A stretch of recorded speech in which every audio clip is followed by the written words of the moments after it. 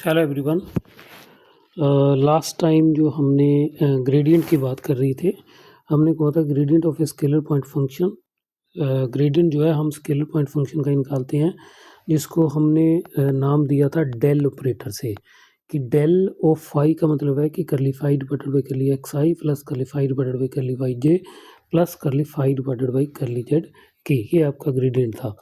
फिर ग्रेडियंट को यूज़ करके हमने डायरेक्शनल डेरिवेटिव निकाला था। डायरेक्शनल डेरिवेटिव में हमने क्या बोला था कि डायरेक्शनल डेरिवेटिव ऑफ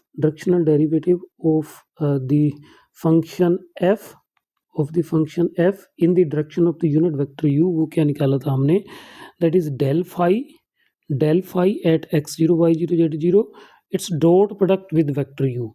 और जब हम डॉट प्रोडक्ट निकालते हैं तो वो इस फॉर्म का आएगा, क्योंकि ये यूनिट वेक्टर है, इसका मैग्नीट्यूड, यूनिट वेक्टर का मैग्नीट्यूड जो है वो 1 के बराबर आ जाएगा। तो ये हमारा सिंपली जो डी यू है, D u f x zero y zero is equal to multiply by cos theta. अब हमें पता है कि कोस थीटा की मैक्सिमम वैल्यू जो है वो 1 है और मिनिमम वैल्यू -1 है। उसी तरीके से जो हमारी डायरेक्शनल डेरिवेटिव की मैक्सिमम वैल्यू वो इसके बराबर आ जाएगी, क्योंकि कोस थीटा की मैक्सिमम वैल्यू 1 है, तो ये 1 से मल्टीप्लाई होकर ये आ जाएगा। मिनिमम वैल्यू -1 है, तो मिनिमम वैल्यू डायरेक्शनल डेरिवेटिव की -1 से मल्टीप्लाई करके आ जाएगी। ये हमने किया था लास्ट टाइम। अब हम एग्जांपल करते हैं इसकी कि find the directional derivative of phi x y z is equal to x square minus 2y² plus 4z² at the point 1 1 in the direction of the vector 2y plus j minus k. दो चीज़ें हैं हमारे पास, एक तो यहाँ पे हमारे पास phi दिया हुआ है और दूसरा वेक्टर दिया हुआ है, जिस वेक्टर के अलोंग डायरेक्शनल डेरिवेटिव निकालना है। तो सीधी सी बात है, डायरेक्शनल डेरिवेटिव हमें पता होता है डेल फाई डॉट यू के बराबर होगा, राइट। लेकिन यू यहाँ क्या होता है, यूनिट वेक्टर। ये हमने खास ध्यान रखना, यू यहाँ क्या होता है, unit vector. Del phi multiply by वो यूनिट वेक्टर जिस वेक्टर के अलोंग हम डायरेक्शनल डेरिवेटिव निकालना चाहते हैं। अब जो हमें वेक्टर दिया हुआ है यहाँ पे, वो दिया हुआ है 2i प्लस जे माइनस के। अब ये यूनिट वेक्टर तो है नहीं, क्यों, इसका जब हम मैग्नीट्यूड निकालेंगे 2i plus j minus k, ये मैग्नीट्यूड क्या आएगा, 4 plus 1 which is equal to square root of 6। तो ये 1 के बराबर तो नहीं है, this means that unit vector नहीं है, विच मीन्स दैट इस वेक्टर को हमें यूनिट वेक्टर निकालना पड़ेगा इस वेक्टर के अलोंग। जो वो यूनिट वेक्टर आ जाएगा फिर हम करेंगे, मान लीजिए कि इसको मैं ले लेता हूँ, इसको करना शुरू कर देते हैं। Let a is equal to, vector a is equal to 2i plus j minus k. Now we need to find the unit vector along a। therefore unit vector को कैसे डिनोट करते हैं हम, ए कैप लगा के, a cap is equal to vector a divided by magnitude of a. ये unit vector आ जाएगा along a। Vector a means 2i plus j minus k divided by its magnitude. ये हमने मैग्नीट्यूड अभी निकाला इसका, 2i प्लस जे माइनस के, in total इसका मैग्नीट्यूड जो है 2i plus j minus k, ये divided by square root of 6 आ रहा है। अगर ये स्क्वायर रूट ऑफ 6 आ रहा है, दिस इम्प्लाइज ए कैप आपका आ जाएगा 2 divided by square root of 6 i plus 1 divided by square root of 6 j minus 1 divided by square root of 6 k. ये हमारा अब यूनिट वेक्टर आ गया है। अब वेक्टर ए के अलोंग जो हमने डायरेक्शनल डेरिवेटिव निकालना है, दिस मीन्स दैट हमें सिर्फ डायरेक्शन ही चाहिए होती है, तो हम क्या करेंगे, अब del phi dot vector a cap निकालेंगे। क्यों, क्योंकि जो ए है वेक्टर वो यूनिट वेक्टर नहीं है। ऊपर हमने फॉर्मूला में कहा है कि जब भी हमने ये बात करनी है, डायरेक्शनल डेरिवेटिव को इस तरीके से निकालना है, तो हमें डेल फाई डॉट यू करना, और यू यूनिट वेक्टर होगा। तो यहाँ पे हमने ये यूनिट वेक्टर निकाल लिया। नाउ अब हम डेल फाई निकाल लेते हैं। Del phi is equal to वो क्या आएगा, curly phi divided by curly x i plus curly phi divided by curly y j plus curly phi divided by curly z k. Now this which is equal to, अब phi की value आपके पास दी हुई है, phi curly phi divided by curly x, यहाँ से आएगा आपके पास 2x साथ में i curly phi divided by curly y आएगा -4y साथ में j एंड प्लस 8z के, ये आपका आ जाएगा curly phi divided by curly z, right. Now निकालना कहाँ है, किस पॉइंट पे निकालना है, 1 कोमा -1 पे निकालना हमने directional derivative, which means that हमें डेल फाई भी इसी पॉइंट पे निकालना पड़ेगा। x की जगह इसमें 1 डाल देंगे, y की जगह 1, z की जगह -1, तो ये आ जाएगा 2i -4j -8k। तो ये हमारे पास क्या आ गया, ग्रेडियंट। ग्रेडियंट क्या होता है, वेक्टर, हमने पहले बोला है कि ये जो स्केलर पॉइंट फंक्शन को एक वेक्टर वैल्यू असाइन कर देता है। अब निकालेंगे नाउ डायरेक्शनल डेरिवेटिव ऑफ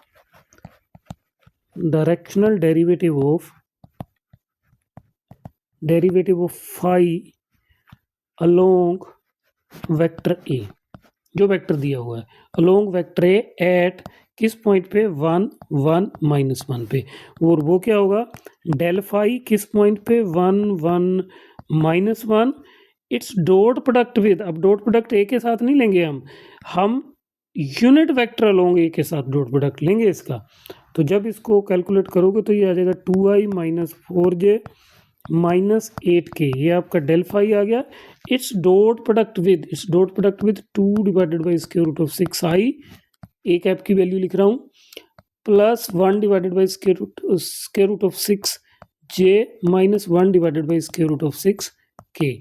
अब जब इसका डॉट प्रोडक्ट आप लोगे तो आपको पता है इसका डॉट प्रोडक्ट आएगा this multiply by this, 4 divided by square root of 6, next -4 divided by square root of 6, next plus -8 -1 मतलब 8 divided by square root of 6, right.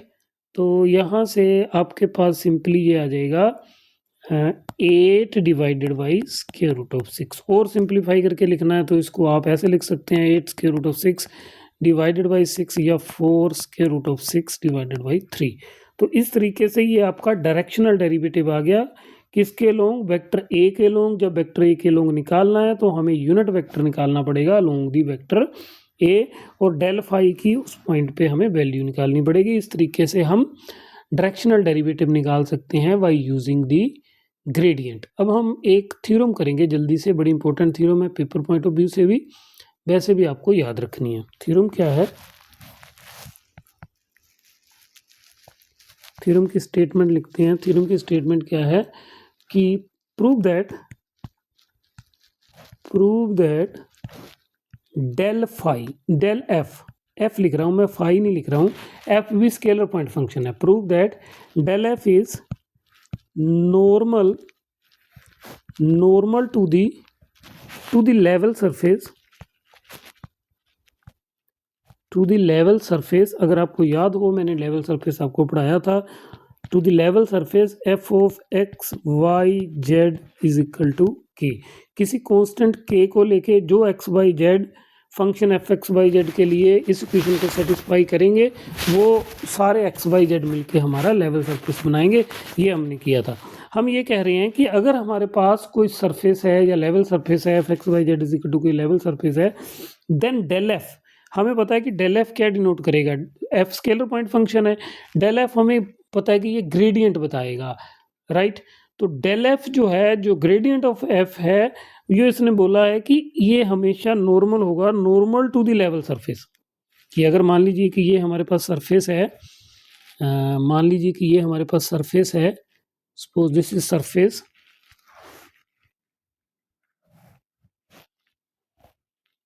कुछ इस तरीके से मैं ये सरफेस बना रहा हूं।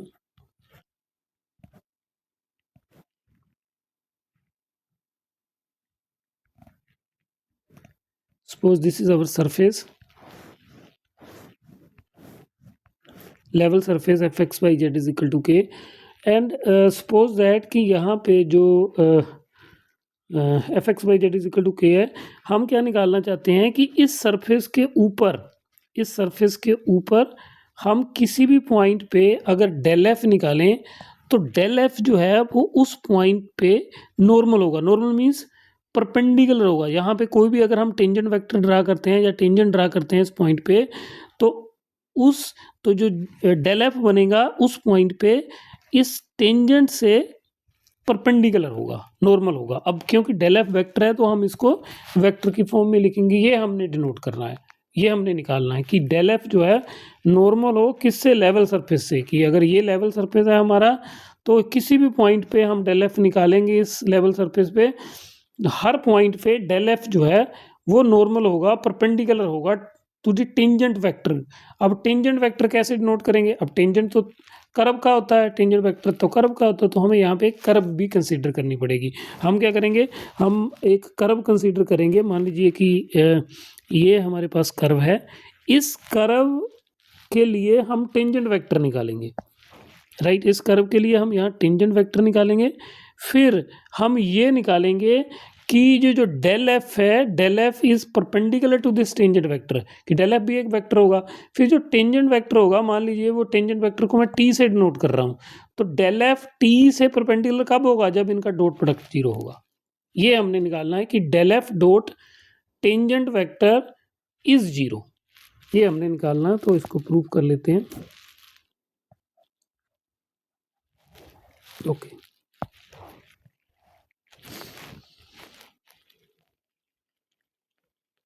सपोज ये लेट प्रूफ कर लेते हैं, थ्योरम का इंपॉर्टेंट है, मैं फिर बोल रहा हूँ पेपर पॉइंट ऑफ व्यू से भी। Let f of x y z is equal to k be the level surface. मान लीजिए कि यही हमारे पास लेवल सरफेस है, f x y z is equal to k with level surface. इसी तरीके से कुछ है ये वाला जो हमने बनाया हुआ है, this is level surface. Let, जैसे मैंने कहा कि हमें कर्व सी चाहिए, लेट सी भी यानी smooth curve on the level surface, C be the smooth curve on the level surface f of x y z is equal to k. अब smoothness का यहाँ पे मीनिंग है, जो हमने स्मूथ कर्व लिखा, smoothness का इसका मीनिंग आपने ऐसे समझना है कि इसके डेरिवेटिव कर्व सी जो है, इसका जो फंक्शन होगा, कर्व सी को हम फंक्शन से डिनोट करेंगे, उसका हर पॉइंट पे डेरिवेटिव एग्जिस्ट कर रहा है, ये हम इसलिए इसको स्मूथ कर रहे हैं। लेट सी बी यानी smooth curve on the level surface f x y z is equal to k that passes through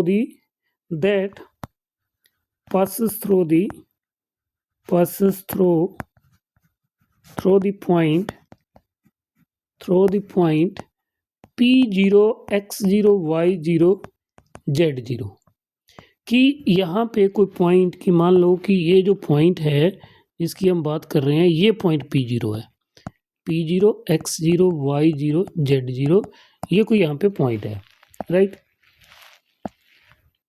और जो कर्व सी हमने कंसीडर किया है, बेशक इसका भी मैं नाम लिख देता हूँ curve C.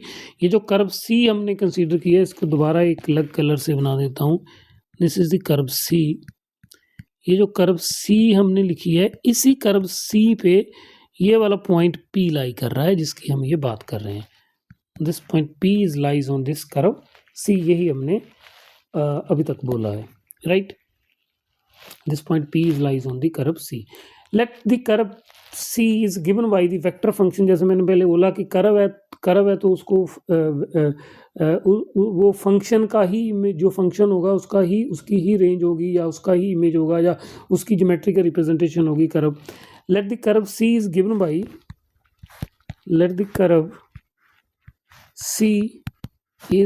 Bye the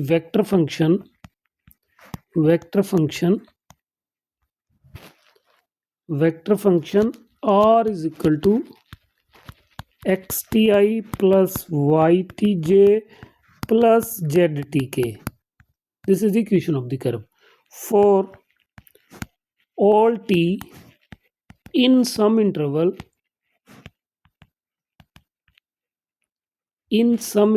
I। क्या बोला हमने बोला कि जो कर्व सी है उसको जो रिप्रेजेंट कर रहा है वेक्टर फंक्शन, वो ये है r is equal to x t i y t j plus z t k, और जो टी की वैल्यू है किसी इंटरवल आई को बिलोंग कर रही है, राइट। नाउ अब यहाँ पे पॉइंट पी जीरो भी है कोई। अब आर टी जो है, ये जो आर है या आर टी जो है, ये इस कर्व को रिप्रेजेंट कर रही है। अब पी जीरो इसी पे पॉइंट है, पी जीरो भी इसी पे पॉइंट है, विच मीन्स दैट जो पॉइंट पी जीरो है इसका पोजीशन वेक्टर भी होगा, तो वो भी आर से रिप्रेजेंट किया जाएगा। Now let R T zero be the position vector of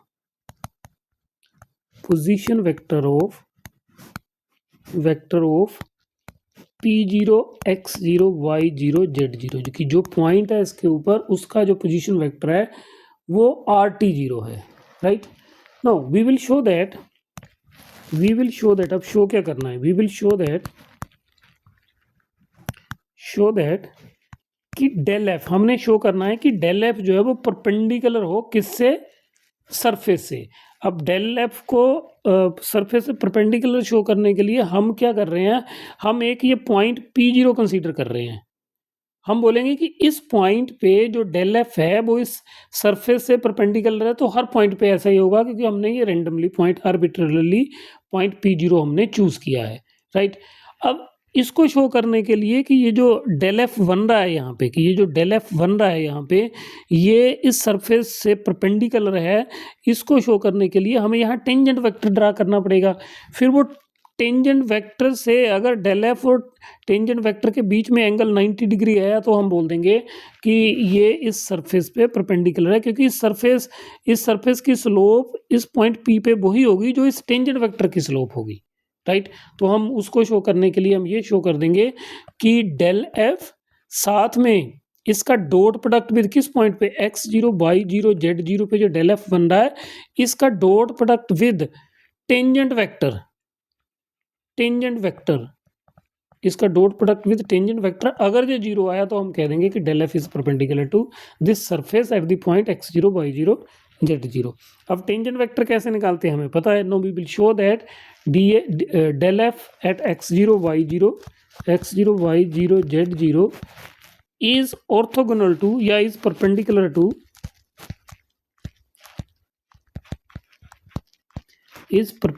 to the tangent vector।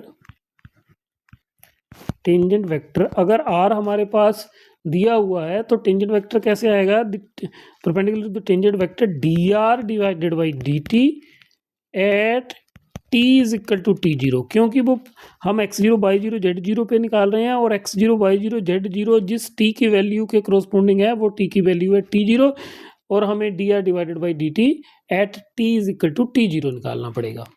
Okay, at t is equal to t0, ये हो गया यहाँ तक।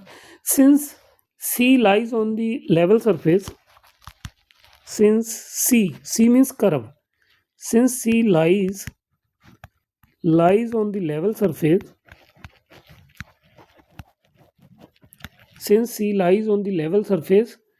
therefore every point xt yt zt, every point xt yt zt on c must satisfy f of xt yt zt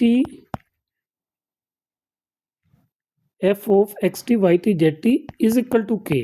क्यों, क्योंकि F x y Z ये क्या है, सरफेस है। एफ एक्स वाई ये वाला सरफेस कौन सा है, f of x y z is equal to के, ये हमारा लेवल सरफेस है। अब अगर कर्व सी इस पे लाई करेगी, दिस मीन्स दैट कर्व सी पे जितने भी पॉइंट एक्स वाई जेड लाई कर रहे हैं वो इस इक्वेशन को सेटिस्फाई करेंगे, क्योंकि इस सरफेस पे जितने भी पॉइंट है वो इसको सेटिस्फाई करते हैं, तभी इसको लेवल सरफेस बोलते हैं। यही हमने यहाँ पे बात बोली कि कर्व सी जो है वो लेवल सरफेस पे लाई कर रही है, देयरफॉर जो भी पॉइंट सी पे लाई करेंगे वो लेवल सरफेस की इक्वेशन को सेटिस्फाई करेंगे। नाउ मान लो जी कि इसको मैं नंबर 1 दे देता हूँ। No differentiating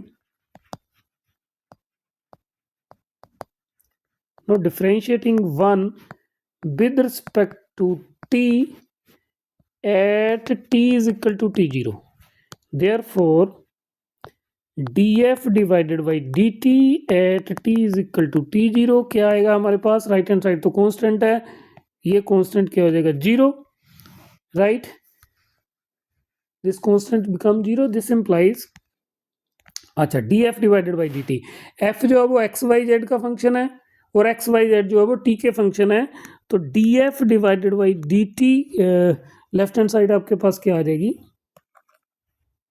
left hand side df divided by dt का मतलब हो जाएगा करली f डिवाइडेड बाई करली x multiply by dx divided by dt plus करली f डिवाइडेड बाई करली y multiply by dy divided by dt plus करली f divided by curly z multiply by dz divided by dt। Now f जो है वो x y Z का function है, this means that करली f divided by करली x हमें कहाँ निकालना पड़ेगा, x0 y0 z0 पे, x t का फंक्शन है with respect to t derivative या t is equal to t0 पे निकालना। ऐसा क्यों करना पड़ रहा है, क्योंकि हम df डिवाइडेड बाई dt निकाल रहे हैं at t is equal to t0।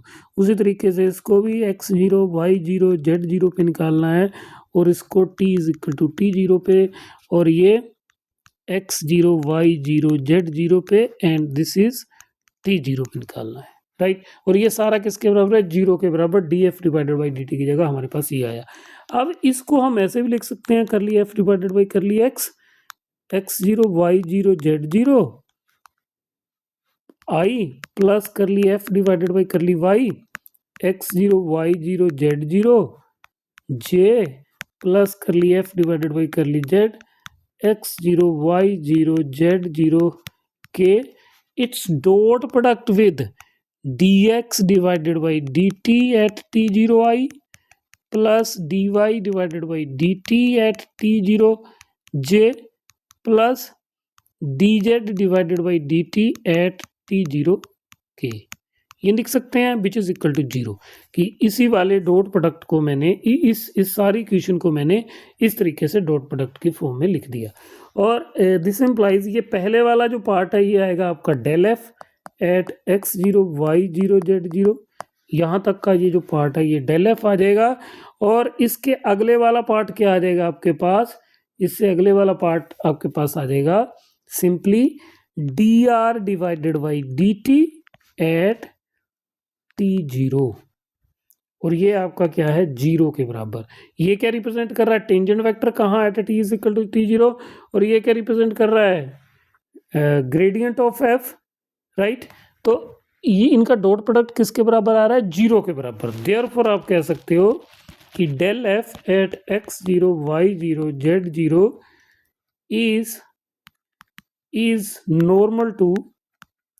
is normal to the tangent vector dr divided by dt at t0। ये तो एक पॉइंट के लिए हो गया ना, जैसे हमने फिगर से यहाँ पे दिख रहा है कि ये जो पॉइंट लिया p0 किस t की वैल्यू के लिए था, t0 के लिए था, किसका पोजीशन वेक्टर था, इसका पोजीशन वेक्टर क्या था, rt0, r कौन सा, जो कर्व की इक्वेशन है हमारे पास, राइट। rt0 हमें क्या बता रहा था, rt0 हमें बता रहा था पोजीशन वेक्टर किसका, पॉइंट p का, राइट। तो वही हमने निकाला dr divided by dt at t is equal to 0, which means that इस वाले टेंजेंट वेक्टर की बात हो रही है, dr divided by dt at t is equal to 0, जो हमने लिखा, तो ये टेंजेंट वेक्टर की बात हो रही है। ये किसके परपेंडिकुलर आ गया, डेल एफ के परपेंडिकुलर आ गया, कहाँ पे, t0 के लिए, या फिर x0 y0 z0 जो लेवल सरफेस पे पॉइंट है वहाँ पे डेल एफ जो है वो टेंजेंट वेक्टर के नॉर्मल है। इसलिए हम कह सकते हैं क्योंकि ये पॉइंट जो है वो हमने आर्बिट्ररली चूज किया था, देयरफॉर आप बोल सकते हो del f is normal to the level surface f of x y z is equal to k, क्योंकि हमने एक पॉइंट के लिए प्रूव कर दिया, इसलिए लेवल सरफेस पे जितने भी पॉइंट लाई कर रहे हैं, किसी भी पॉइंट पे अगर हम टेंजेंट वेक्टर ड्रा करेंगे देन जो डेल एफ है उस पॉइंट पे इससे परपेंडिकुलर आएगा हर पॉइंट के लिए।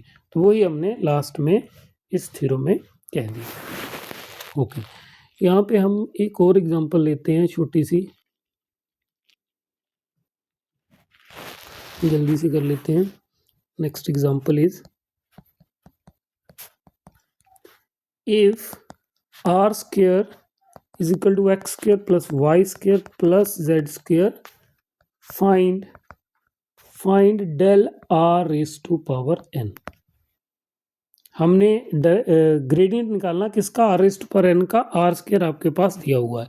आप इसको ऐसे देख सकते हैं कि अगर मेरे पास आर कोई वेक्टर है x i plus Y j plus Z के, तो उस केस में मैग्नीट्यूड ऑफ आर क्या होता है हमारे पास, square root of x square plus y square plus z square. अगर मैग्नीट्यूड ऑफ आर स्क्वायर की अगर बात कर लूँ तो वो x square plus y square plus z square, यही आपके पास यहाँ दिया हुआ है, राइट। और हमें फाइंड क्या करना है, del r raise to power n. कर लेते हैं सोल्यूशन इसका। और ये आपने याद भी रखना है, एंड में जो फॉर्मूला इसका आएगा वो आपने याद भी रखना है। Here r square is equal to x square plus y square plus z square, right. This implies यहाँ से आर आपका आ जाएगा x square plus y square plus z square. Square root आएगा, स्क्वायर रूट ना लिख के मैं 1/2 लिख रहा हूँ। दिस इम्प्लाइज यहाँ से, क्योंकि मुझे डेल किसका निकालना है, r S to power n का, r S to power n का, तो ये आ जाएगा x square plus y square plus z square raise to power n/2, क्योंकि n पावर ले दी दोनों साइड, क्योंकि मुझे r S to power n का ग्रेडियंट निकालना है। This implies del r S to power n which is equal to del of किसका, x square plus y square plus z square raise to power n/2। Del का लेने का मतलब क्या है, ये आएगा curly divided by curly x, किसका, x square plus y square plus z square raise to power n/2i plus curly divided by curly y, x square plus y square plus z square raise to power n/2j plus curly divided by curly z, x square plus y square plus z square raise to power n/2k। Okay, अब हमें ये partial derivative लेना तो आता है, ये तो simply partial derivative I के साथ मल्टीप्लाई करना है, तो ये आ जाएगा n/2 x square plus y square plus z square raise to power n/2 -1, साथ में एक्स स्क्वायर का पार्शियल डेरिवेटिव 2x आ जाएगा, 2xi प्लस उसी तरीके से ये भी n/2 x square plus y square plus z square raise to power n/2 -1, क्योंकि विद रिस्पेक्ट टू y है तो ये 2y आ जाएगा, j plus n/2 x square plus y square plus z square raise to power n/2 -1 2zk, ये आ जाएगा। यहाँ पे आप इसको लिख सकते हो n/2 x square plus y square plus z square raise to power n-2 divided by 2 multiply by, अच्छा इसको आप ऐसे लिख सकते हैं, इसको कॉमन ले लिया, ये 2 भी कॉमन आ जाएगा, 2 यहाँ लिख देंगे, x i plus Y j plus Z के, तो ये इस 2 के साथ ये 2 कैंसिल हो जाएगा।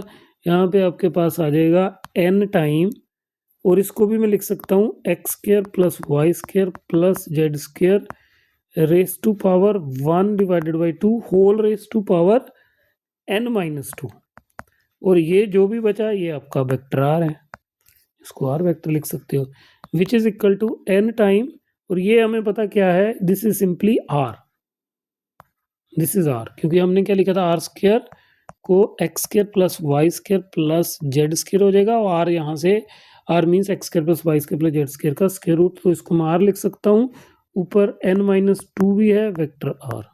This implies del r S to power n का मतलब है हमारे लिए n r S to power n-2 it's scalar multiplication with vector are.